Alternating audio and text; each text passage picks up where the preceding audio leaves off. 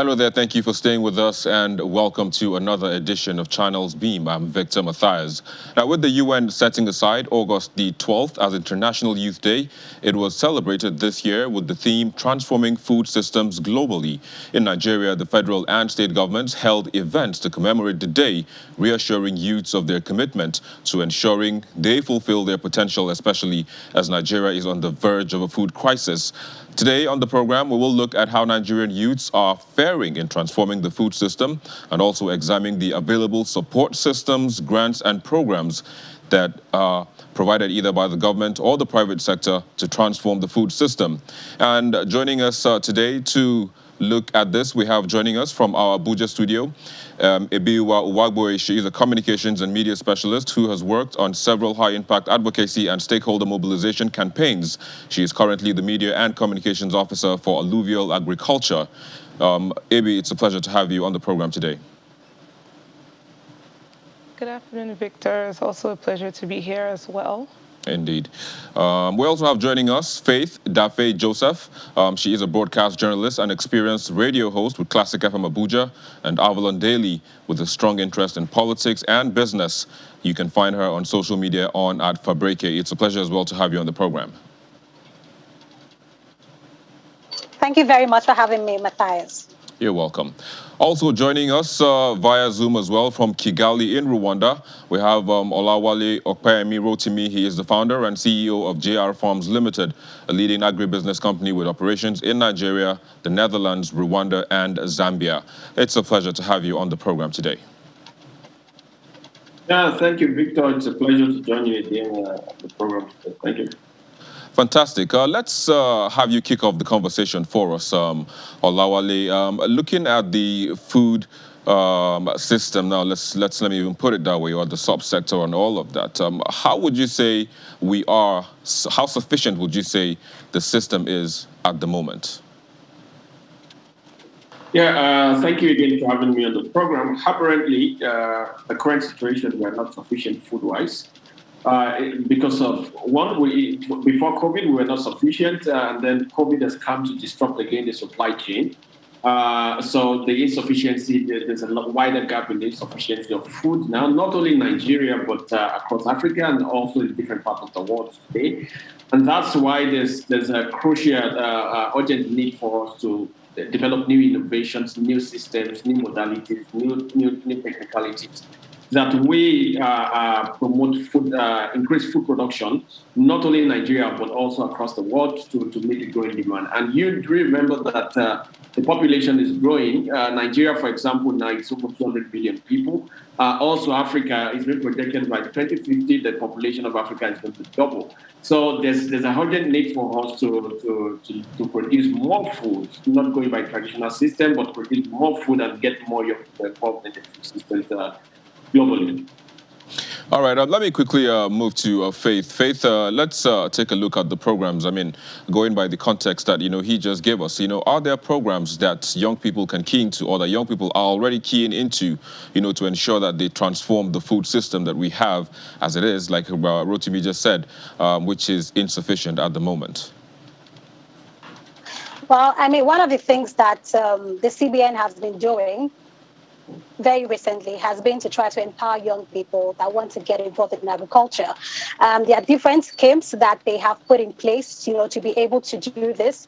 There are schemes targeting young graduates so that as they're getting out of the university, they're able to access loans and get involved in it. But one of the things that the CBN has also talked about, I mean, I get to talk to a number of CBN officials on this particular issue, is that they also want to focus on the tech solutions that can come in play, knowing that a lot of young people in Nigeria, especially, are getting into fintechs and all of that. And the food crisis in Nigeria is a multi-pronged one, from storage to transportation. There's a lot involved, not just in production. So getting young people to be able to deploy their tech savviness into it is another thing that has been explored by the CBN. So there are different programs for that. There is the anchor borrowers, of course, that, they can definitely just key into. And then there is also, the loans that you can get to also start your business for MSME. So there are a number of programs that the CBN especially has put in place for young people to get involved in agriculture. All right, so one would wonder how effective these programs have been. Like you said, you made mention of the Anchor Borrowers Program, the tech funds and all of that. But how effective has it been? Because it seems even with all of these programs, we still don't have it figured out yet. Faith. All right, I think we are having a little bit of hitches with Faith's internet, but let's quickly move to our Abuja studio, where we have Ebiwa standing by. Ebiwa, so we just heard about all of these programs, being done by the CBN or the government, so to speak now. But in terms of the private sector, what programs or what moves are being made, to ensure that we see that the food system is transformed? Hi, Victor. Thanks again for having me here. So before I actually even want to get to that part, one of the big things that we try to understand is our relationship with food, first of all. I mean, food is like very integral in our lives, from, the things we eat every day. And whenever we plan big events, food is always a part of it. So first of all, we tend to try and understand what the problem is. The food system is way more dynamic than people think it is. It's not just about farmers and then them planting and then producing. It's way more than that. We have to think about the economics of agriculture. We have to think about our environment as well as nutrition. Are people eating enough? Are they getting, the healthy food that they need for a balanced diet? So with companies like Alluvial, where I work, we have already successfully trained 26 women in tractor operations. And what we understood by the problem was that smallholder farmers are basically the ones who are very integral in food production.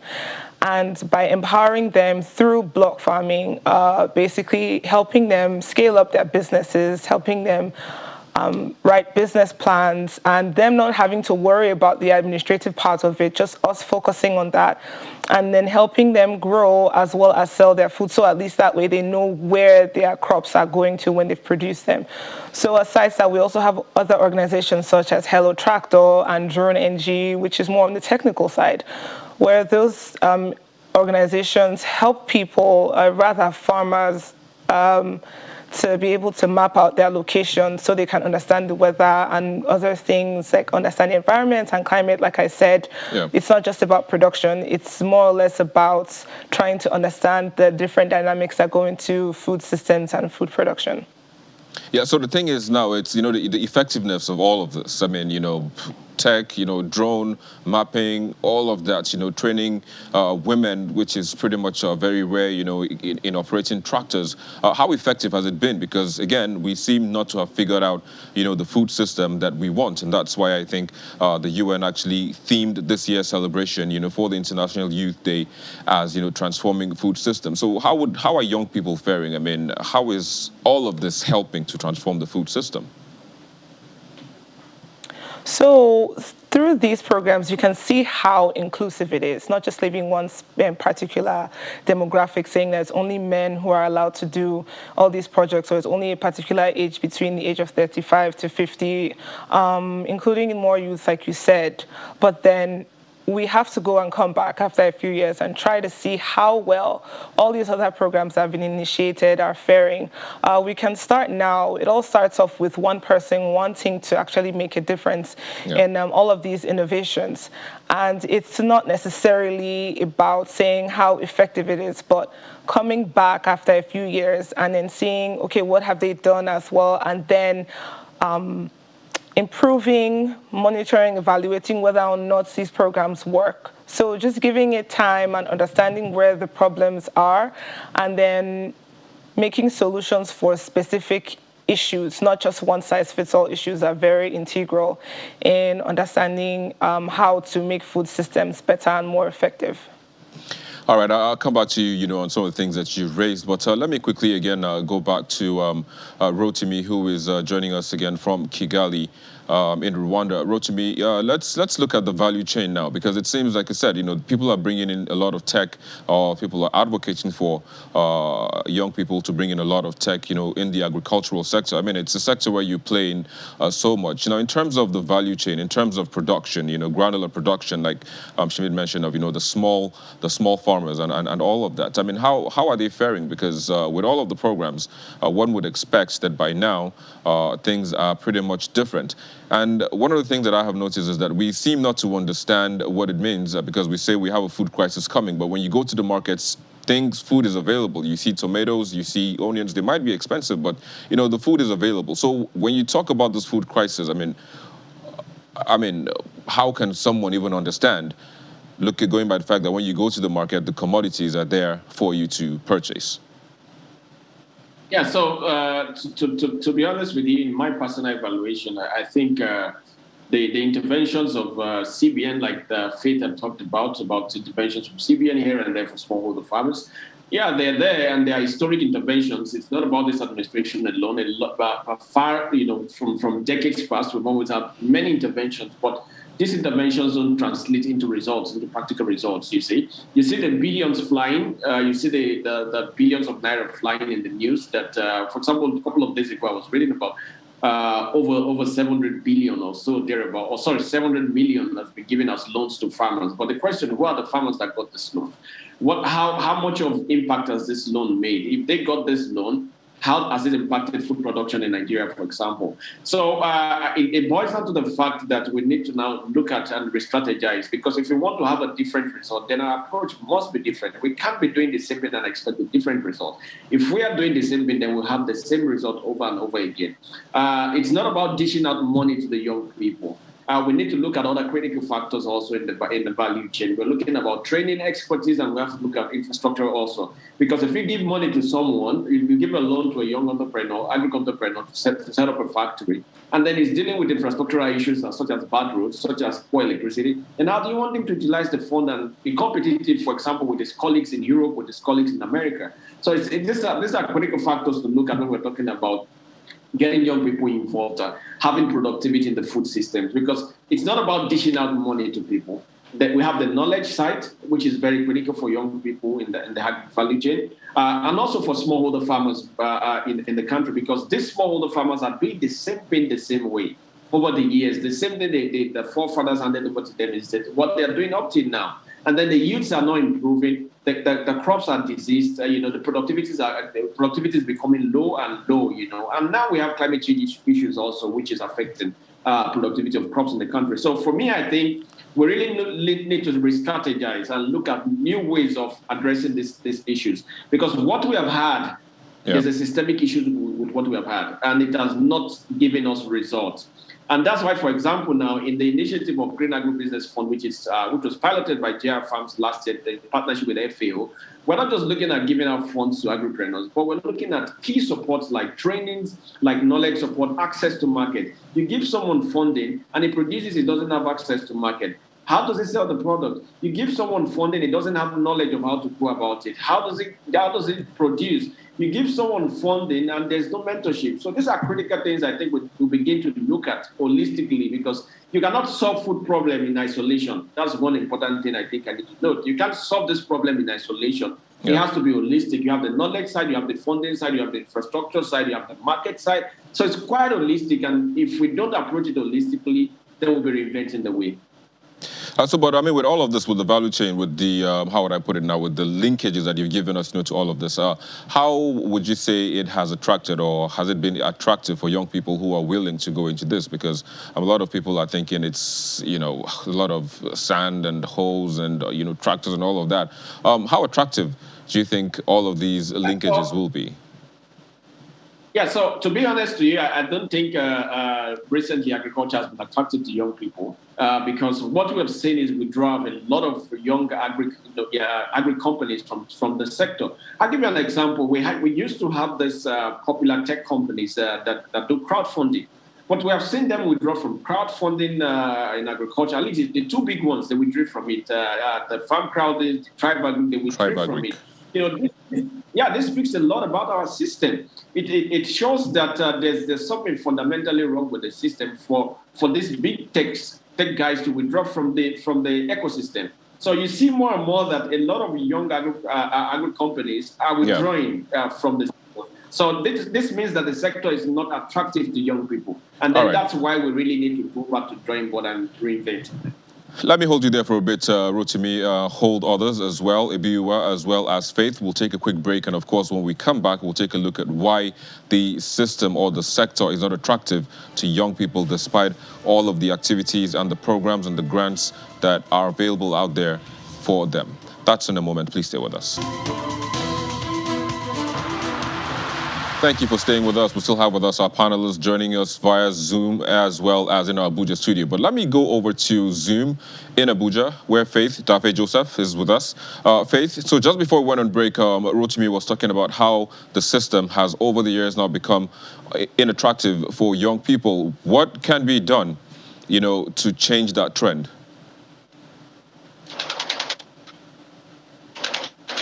I think one of the reasons why it is very unattractive is because for a lot of young people, they think it is about the hoe and the cutlass. I mentioned earlier that the government has to leverage on the tech situation in the country. I mean, if you look at what is happening in the tech industry, it is huge. So the way you can make it also attractive, I mean, I think it was Rotimi was talking about the entire value chain.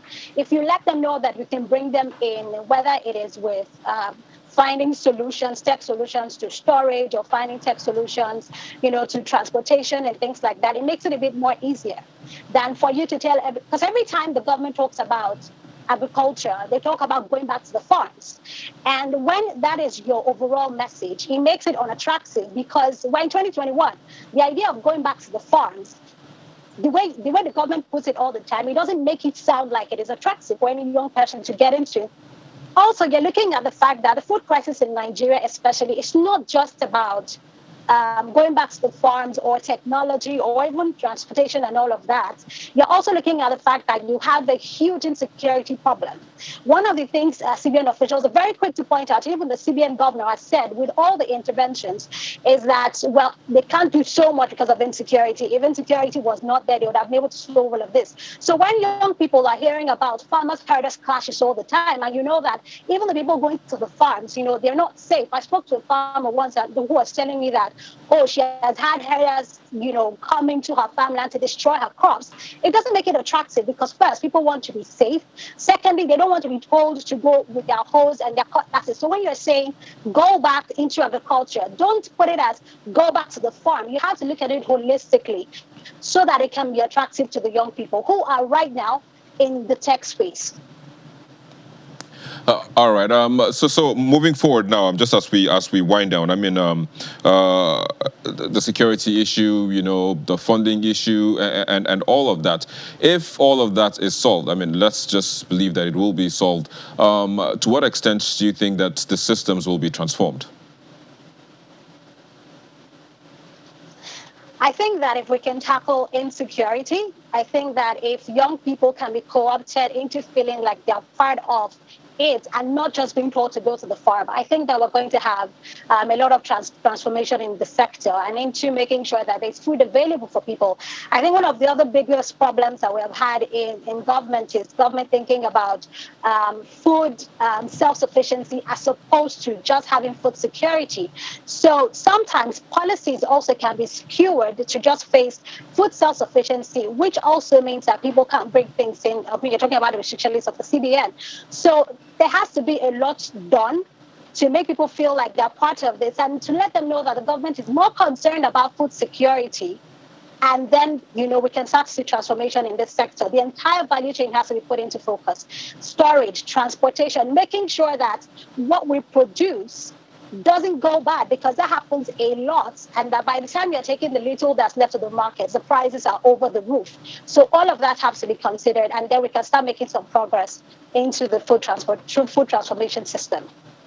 All right, we have to wait and see how all of that will play out. But let me just say thank you for joining us on the program today, Faith Dafe Joseph. You joined us via Zoom from Abuja. Thank you for having me, Victor. Of course, you're welcome.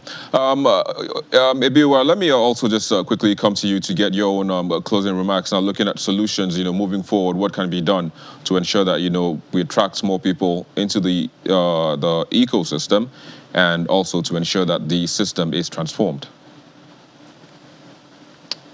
Okay, so from my perspective, I don't necessarily think that agriculture is quote unquote unattractive to young people. I just think, to be honest, after joining this space in the short time that I have, is that agriculture in itself is actually pretty difficult, and it's like I said before, it's complex.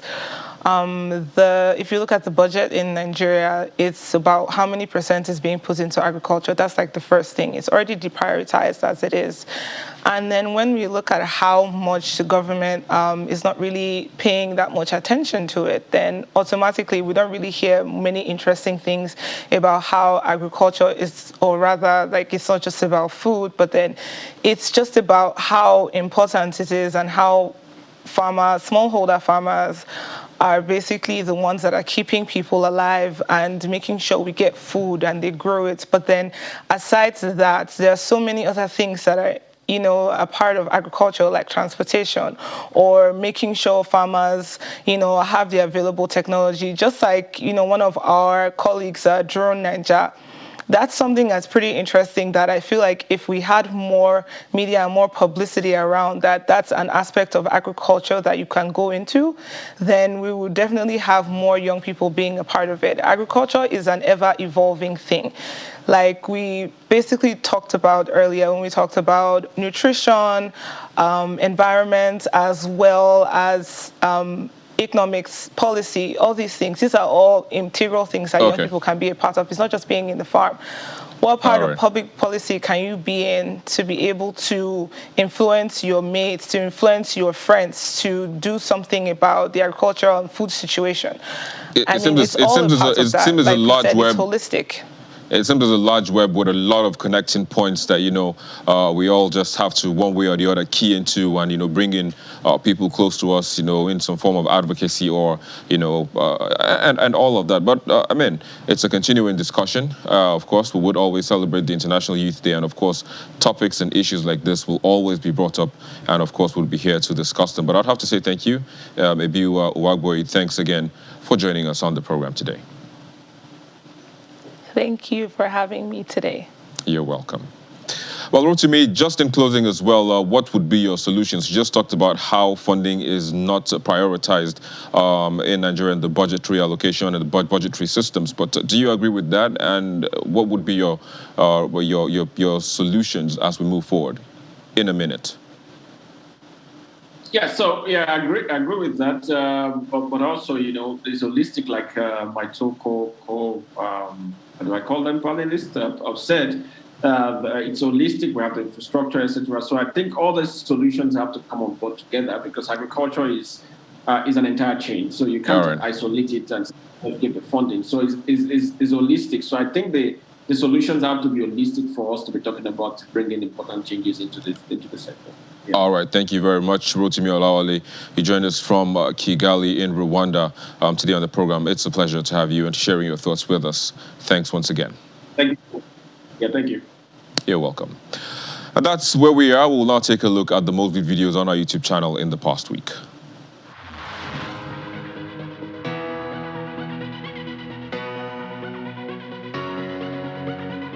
Senior advocate Muniz Banire expressing his views over the indictment of Nigeria's Super Cup in the wire fraud case of Hush Puppy kicks off this week's charts.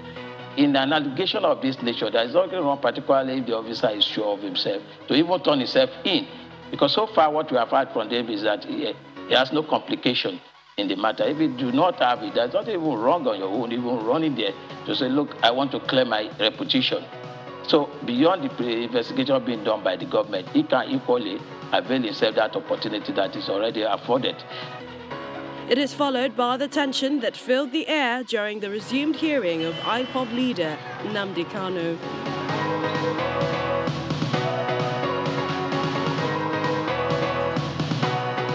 And the stern warning by Nigeria's defense chief to those planning attacks in the country takes the third spot. We will resist any attempt of anyone wanting to use the instrument of violence against the state. That certainly will not allow. But then there are provisions. Anyone who believes that he has certain desires within the confines of the arrangement as envisioned by the Constitution to ventilate such views. Second sees the anger expressed by the lawyer to IPOB leader over the inability of the DSS to produce his clients in court. And we have the full support of the two of you in Abuja. Because we want to see that justice must not only be done, but must be seen to have been done. In other words, we don't want technicality. While first part is taken by the tribute to late Sam Sultan by a reunited Plantation Boys. We miss you so, Sultan, yo. You get so lonely when loved ones pass you by. Well, there you go. Those were the movie videos on our YouTube channel in the past week, of course. And of course, we end on that reuniting notes by the Plantation Boys. Thank you so very much for watching. I'm Victor Matthias.